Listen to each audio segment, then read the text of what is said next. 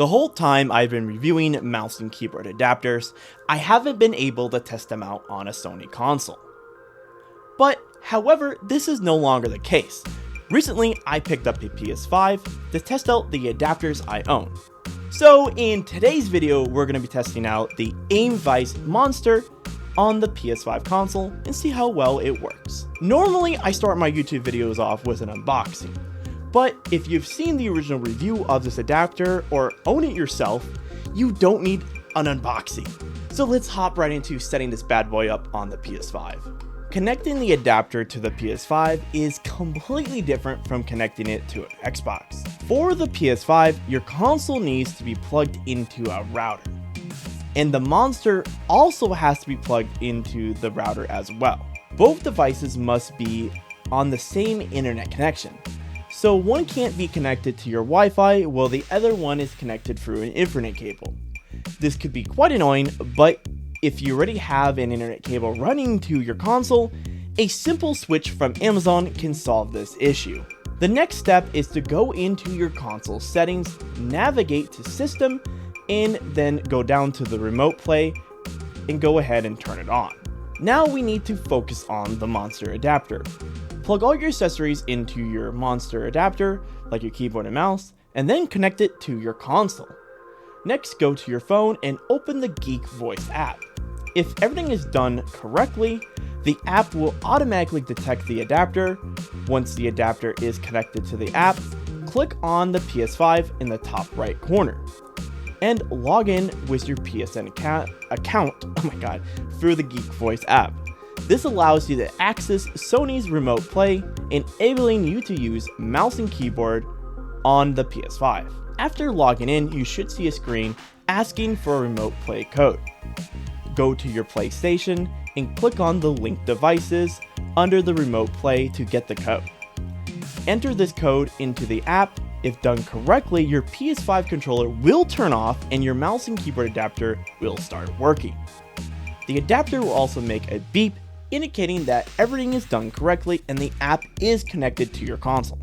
To make sure it is connected, you could always click on the mouse, move the mouse around, or click on the keyboard. This setup definitely takes longer than connecting it to an Xbox, but once it's done, it will stay active until you disconnect it.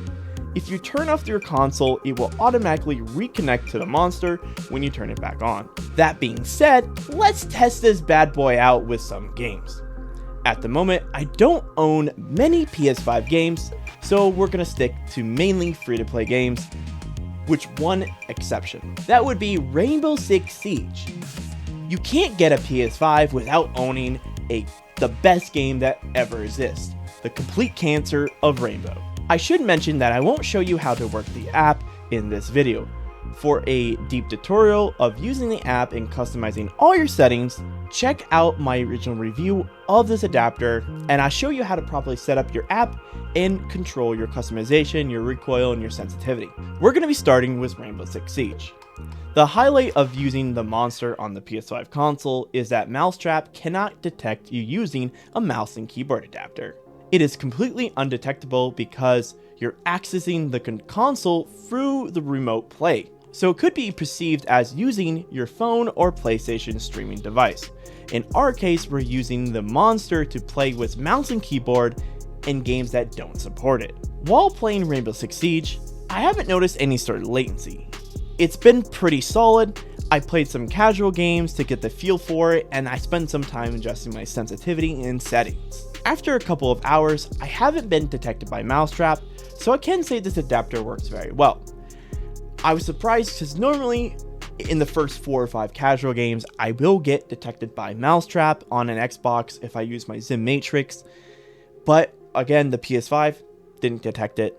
Once I was sure I wasn't going to get banned from mousetrap, I moved on to our next game, the Finals. This game plays very well on all consoles, and using the mouse and keyboard adapter gave me an advantage over most of the players, especially since the aim assist, which is brutal in this game, it played very well, and I didn't experience any sort of latency as of now. The Finals doesn't penalize you for using mouse and keyboard adapters, but I tested it anyway since it's a free-to-play game. God, I suck at speaking. I'm so bad at these videos. Moving on to our last game, Apex Legends. Apex works very well. I got my sensitivity dialed in after a few games. Everything worked great. I didn't experience any latency, considering that this is connected through Wi-Fi, so that's, well, I mean, it's Ethernet cable, so it's very low latency, and it's your own router, but you should experience something. But for me, it's probably under the milliseconds, and it's hard to really tell. The aim assist in this game is excellent, giving you a straightforward advantage over someone else using a controller. However, a skilled controller player can still outplay you. I didn't receive any sort of penalty or bans after using the monster for a few hours in Apex Legends. A couple other mentions: I played PUBG with the mouse and keyboard adapter, but I didn't really enjoy it as much. I definitely prefer PUBG on PC over the console ports. The console ports are just terrible in this game. After testing Fortnite, which worked very well, but since it naturally has support for mouse and keyboard, there's no reason to use an adapter unless you're trying to get access to Fortnite's aim assist, which isn't that great. Apex has a way better and a way more, well, I guess a more of aggressive aim assist compared to Fortnite. So if you really want to get aim assist in a game, stick with Fortnite. Well, stick with Apex, boys. So that brings us to the end of the testing. Here is my opinion of the adapter. If you're looking for a mouse and keyboard adapter that works on the PS5 and is compatible with almost any console, this is a decent choice. There is no latency between the console and the monster. It felt good in every game I tested and works with any keyboard and mouse without issues like other adapters. Out of the box, this adapter works great, and the app is well designed. Everything you try to do with the app works very well. I had devices where the app that's provided just doesn't work, but Aimzenix designs their stuff very well. I had a GameSir. This is why I don't recommend GameSirs anymore. The app just doesn't work, or the device bricks itself.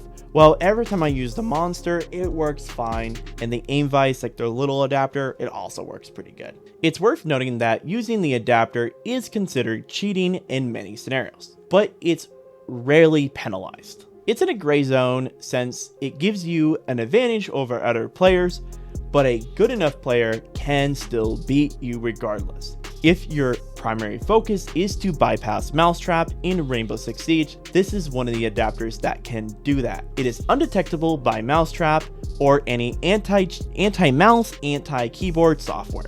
I made a recent video about testing the Zim Matrix adapter on Valorant, and people were saying in my comments that they were getting banned after like 7 hours or so. I haven't tested it on the PS5 yet, but I'm pretty sure it's undetectable. I'll do a test later on, so keep your eye on my channel if you're interested in this type of stuff. If you find this video helpful or have any other ideas or questions, please leave a comment below. If it's funny enough, I'll pin it at the top, or helpful for other people coming to this channel to find ways to hook this thing up on the PS5.